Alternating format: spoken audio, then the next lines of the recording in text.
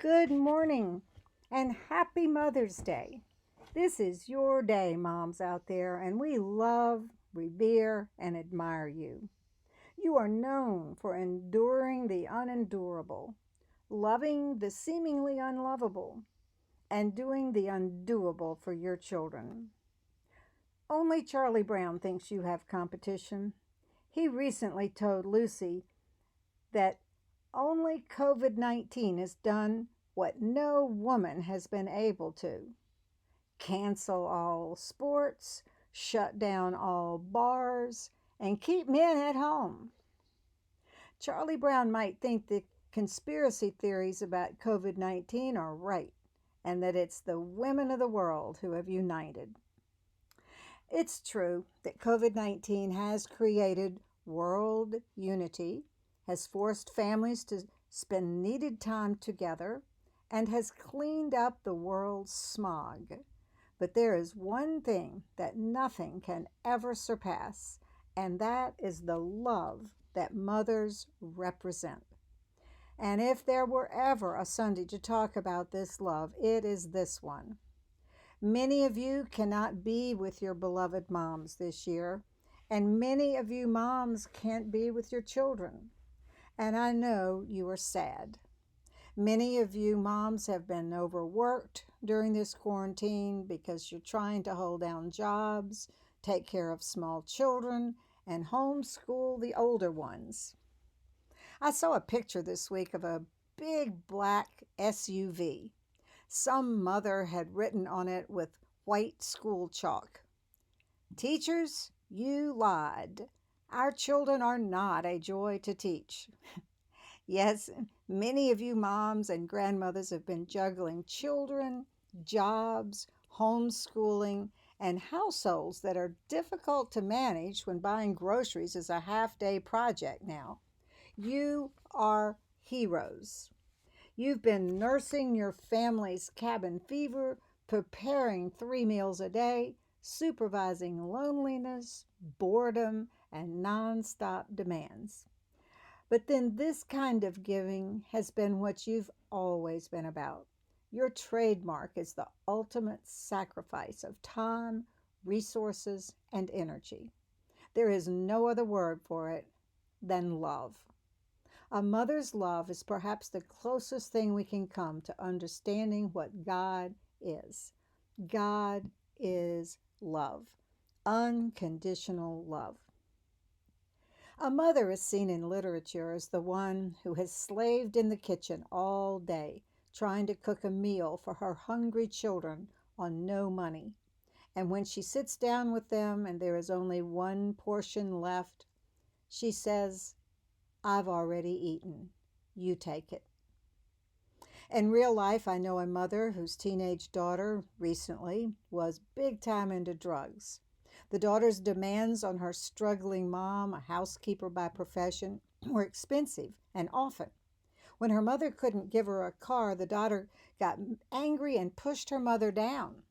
The neighbors called the police, who came and tried to deal with the daughter, who thereafter disappeared with her boyfriend for months.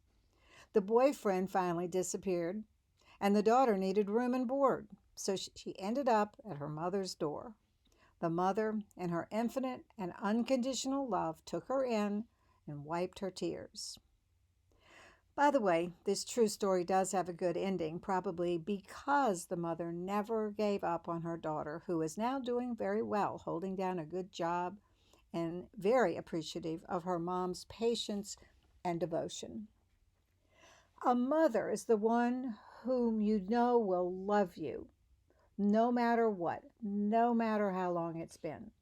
There are few exceptions. And if your mother was one of those exceptions, know that you can still be the love you didn't get, because that is what you are made of. I am sorry that this year you all can't be with your mothers or your children, if that is the case. I'm sorry that some of you have been overworked and lonely. This is your day for family gatherings and fun, and many of you have been robbed of that. The only consolation is that this too shall pass. But know that you are special and revered by the world. Everyone knows that mothers are the very symbol of love, and you are as appreciated as ever, even if you are holed up in quarantine. Let me tell you a story. A young man once talked with people of many races and creeds. Each told him of the oldest thing in the world. He was determined to find it. He walked many miles and was often rewarded by beautiful vistas before him. Always, when he heard of another very ancient thing, he went to see it. One day, someone told him of a much older thing than he had ever encountered. So off he went to find the most ancient thing in the world again. After many years of this kind of searching, he returned home, an old man, still not having found that for which he was in search. One day, as he sat in his garden, a little girl passed, tenderly holding an old rag doll. He watched her smooth its tangled hair and speak to it as a mother would to her child. At last, he said, here is the oldest thing in the world. It is love. It is love because love is what joins us all. It is the stuff of the universe, what the glue of the universe is. Every teacher can tell you that no matter how awful little Johnny is at school, his mother sees his essence of perfection and the paragon of future success, which is what usually becomes little Johnny's future because his mother loves him and nurtures him to that point. What a glorious world it would be if we could all do a little more of that for each other. We all need each other's love. I think that's why this COVID quarantine has been so hard for some people. We may have FaceTime, Zoom meetings, Google classes, and phone chats, but it isn't the same as shaking hands, giving hugs, and looking into someone's eyes who cares about you. That's love. Someone in our Sangha, our unity group, said recently, I'm really beginning to feel it. It's been 2 months since anyone hugged me. We need each other's love. When I was a young girl, there used to be a show called Twilight Zone. There was an episode about a future time when a man had been convicted of the crime of coldness. He had been insensitive to others' feelings and negative toward the people around him. For this, he was sentenced to 1 year of invisibility. As a result, he was ostracized and ignored by his fellow citizens. A mark was placed on his forehead. This mark indicated that no one was to talk to or interact with him. At first, he thought the punishment was laughable. He went everywhere laughing and thinking it didn't bother him at all. He decided he preferred that people not talk to him. However, in time, he became increasingly desperate for companionship, affection, and conversation. One evening, he saw a young woman who had also been condemned to invisibility. When he tried to talk to her, she fled in fright. For months, the man had a terrible time living his life day to day in the solitude of isolation until his sentence finally came to an end. The experience transformed him. He was a warmer, more considerate, and caring person. But soon, his new, more loving self was tested in an unexpected way. One day, he ran into the woman who he had begged to talk with him months earlier.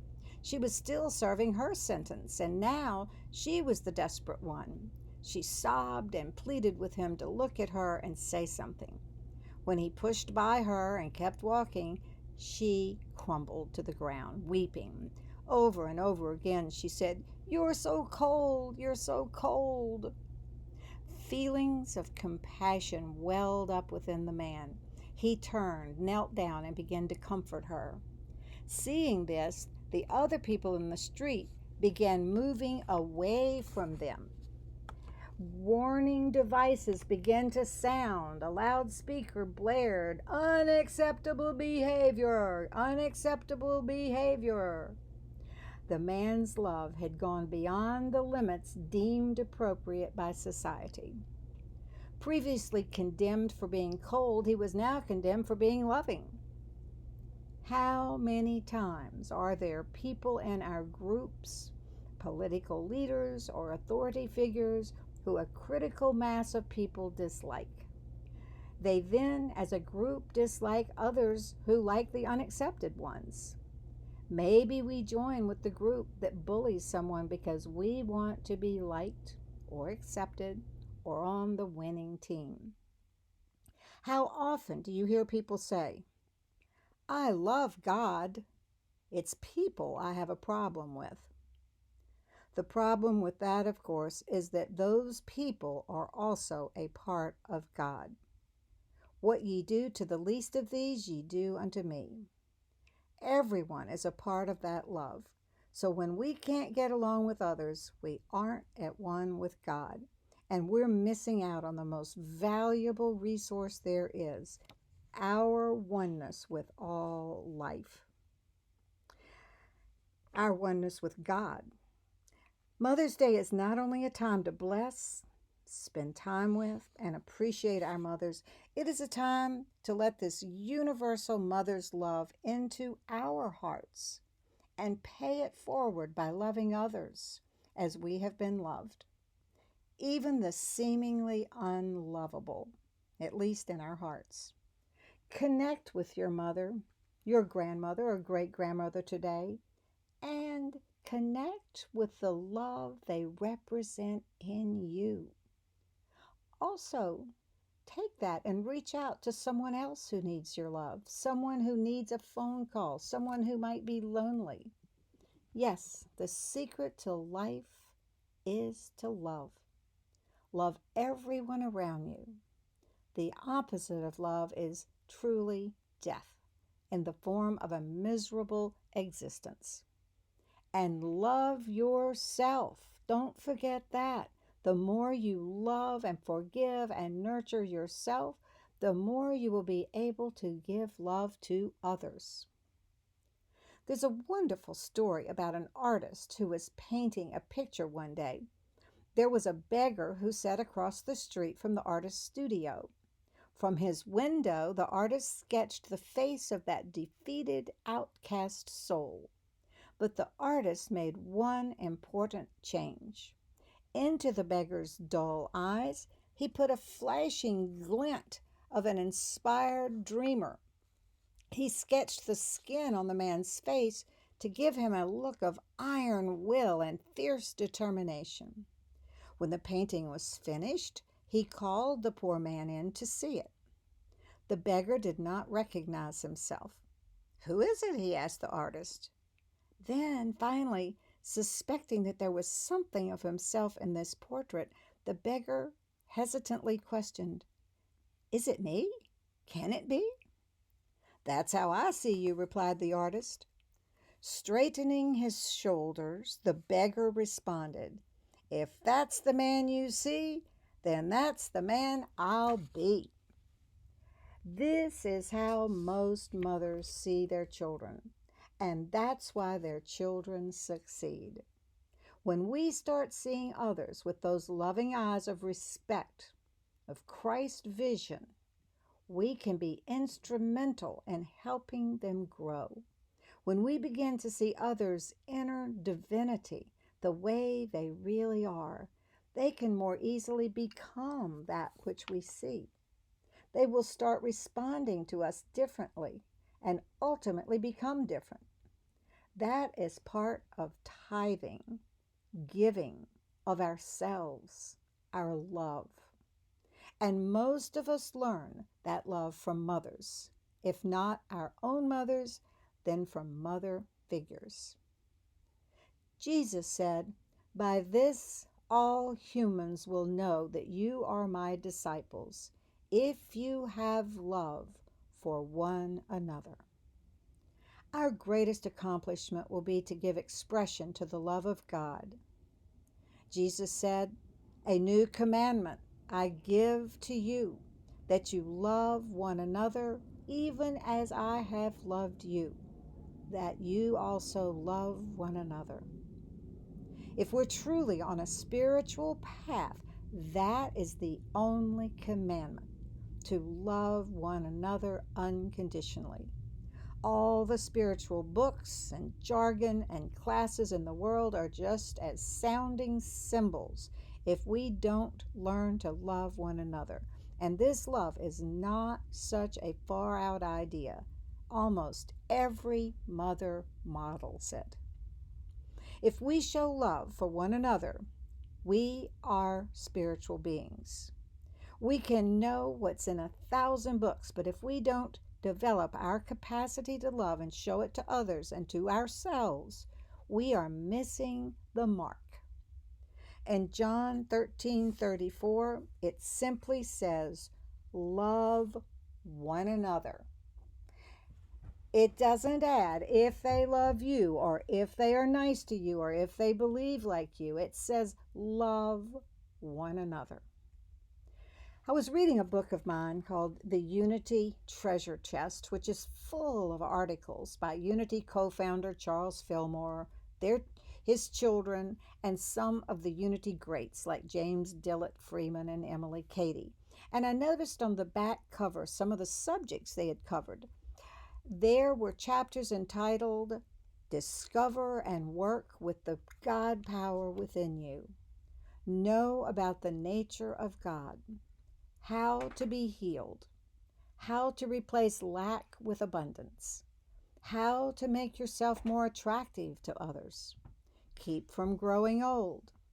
Discover the secret of getting along with others. Know how to forgive and overcome jealousy. Attain help in overcoming alcoholism. Learn how to rear a child in God's truth. Learn how to widen your circle of friends.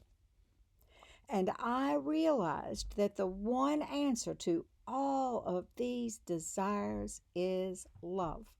When we love genuinely and unconditionally, we have friends. We can rear a child in God's truth.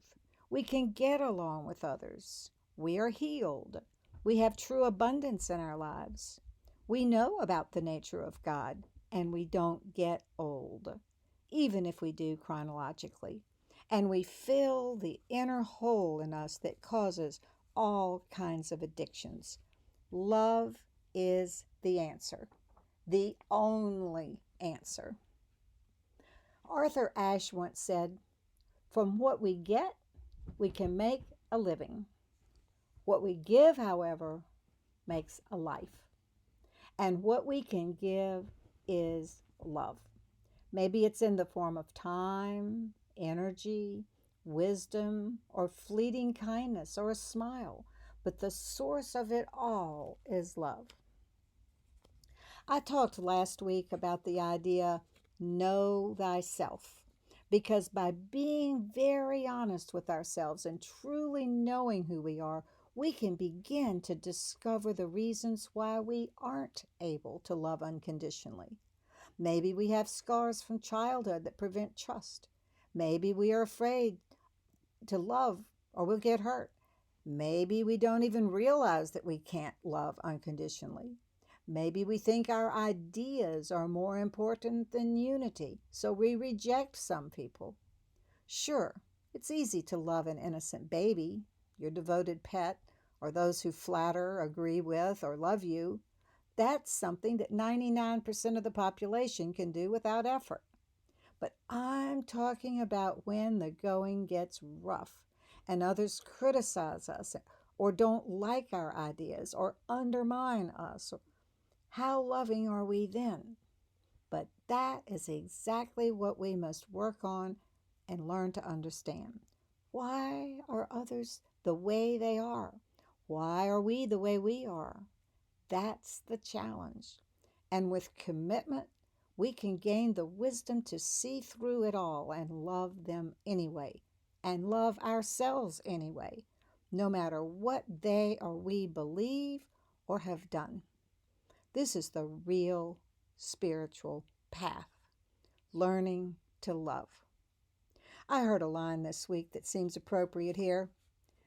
All angels have a past. All sinners have a future. Everyone is worth love. You are worth love. Love is the greatest gift we can give ourselves or others. And again, we thank mothers for the amazing example of that unconditional love. Children, as we all know, give their mothers great grief throughout their lives.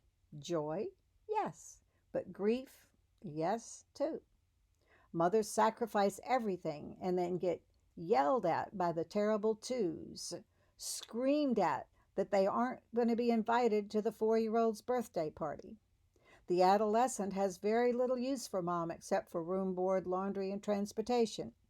Yet, despite it all, mom is who they know will always be there to wipe a tear, take them in, and tackle the world like a lioness to protect them. It's called love. Pure, unconditional, unmitigated love that we all can learn to develop with commitment to the spiritual path.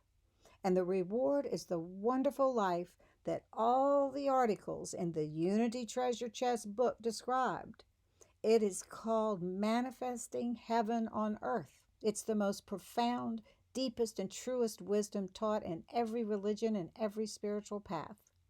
The path, of course, is learning how to develop love within ourselves.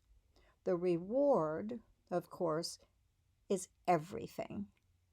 So thank you, mothers, on this Mother's Day 2020 for setting the example and showing the way. The Beatles sang, "Love, love, love. All you really need is love." That is about says it all. In Corinthians 13, it says, "If I speak in the tongues of men and angels and have not love, I am only a resounding gong or a clanging cymbal.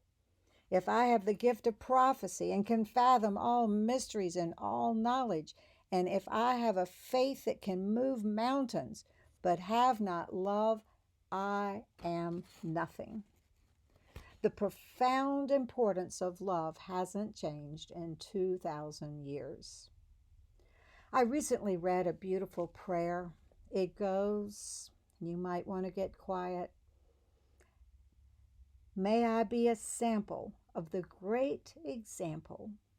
May people see love when they see me.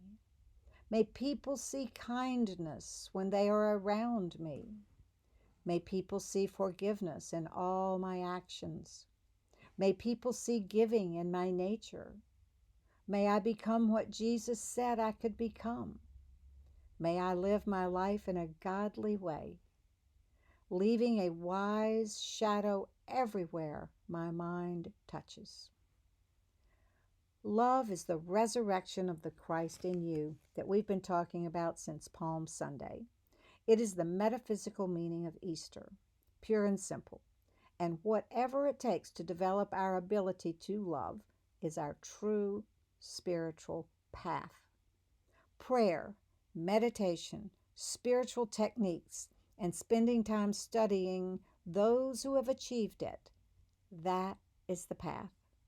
Some spiritual teachers say to get a pet because they are easy to love unconditionally. They don't talk back and disagree with us, and they're loyal. But another easy way to learn what unconditional love is to watch mothers. And today, we honor you all. No one is perfect, and all mothers have made some mistakes because mothers are human. But underlying the mistakes and human errors is unconditional love, and the human race honors you and is grateful for you and to you. All of you mothers, mother figures, and those of you who have learned to embody a mother's love, happy Mother's Day. Happy Love Day. It's one and the same. May the peace of God, which passeth all understanding, be with you now and forever. And now may we get very quiet and enter the state of love. enter into it.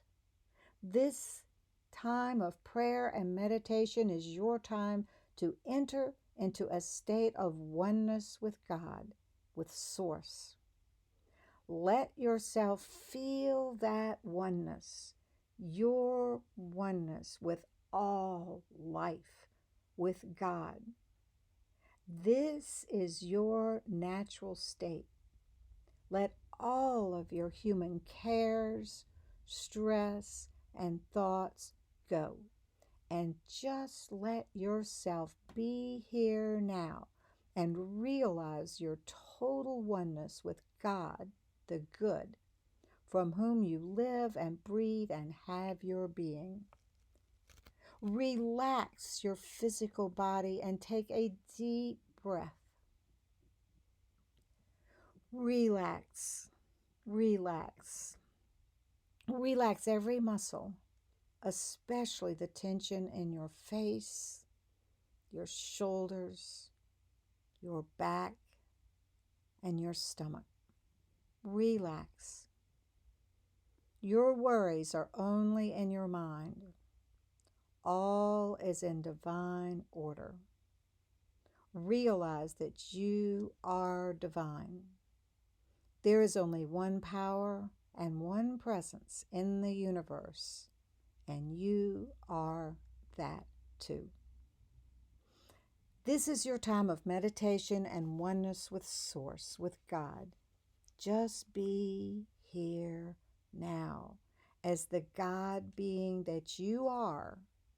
No thoughts, no worries, just the radiation of light and love that you are.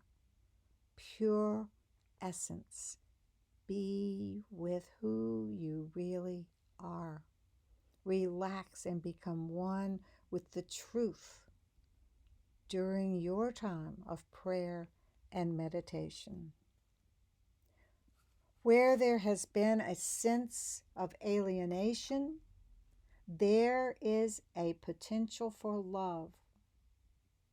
You attend to that sense of being connected to God and life now by letting yourself feel that presence.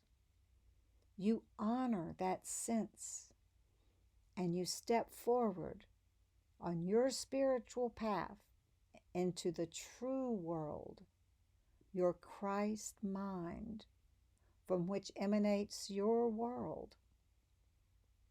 Where you have closed yourself, there is now an opening, a potential to realize your oneness with God. You now feel your capacity to receive and to respond with wisdom and loving appreciation of this love and wisdom. Where there has been a sense of feeling deprived and having unmet needs, there is now the potential from God to experience the fullness of being.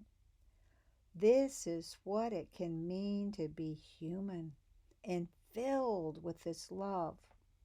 Let it fill you now and rest in the silence.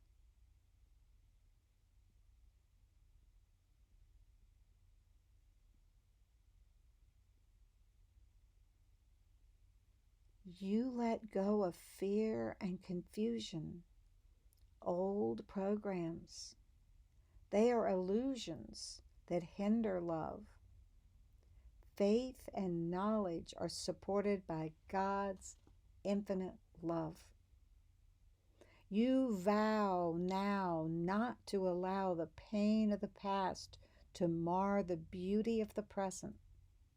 You vow now to let go of all memories and conditioning that prevent your ability to love yourself and others. Rest in the silence.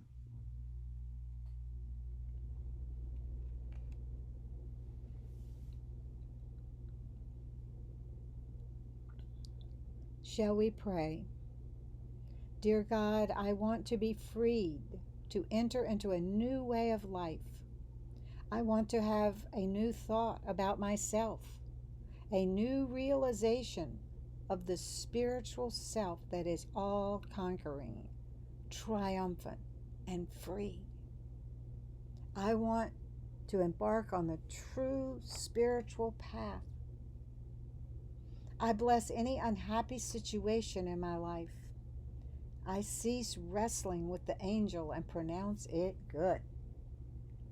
I consent to your presence and your power.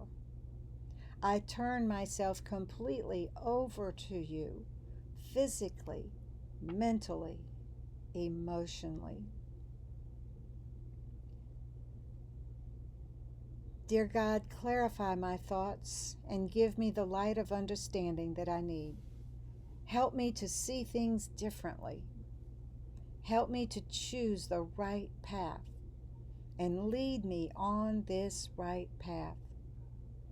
Show me the way that is right and good. Illumine and inspire me and give me courage. I depend today on your never-failing guidance. Now, when you are ready, open your physical eyes and make your commitment to your higher self to direct your body, mind, and emotions down the path that will lead to your joy and abundance, the power of love. You have now resurrected to a higher way of life, and as a higher being, at one with all life, at one with Source, at one with yourself, which is in and of this divinity. And now go forth in love, spreading love wherever you go. This is the true spiritual path, and you are on it.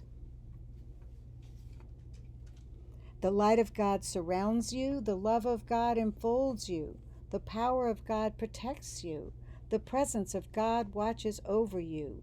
Wherever you are, God is, and you are safe and secure. The Lord watches between me and thee, while we are absent, one from the other, and helps us to know that we are all one in spirit through our Lord Jesus Christ. Amen.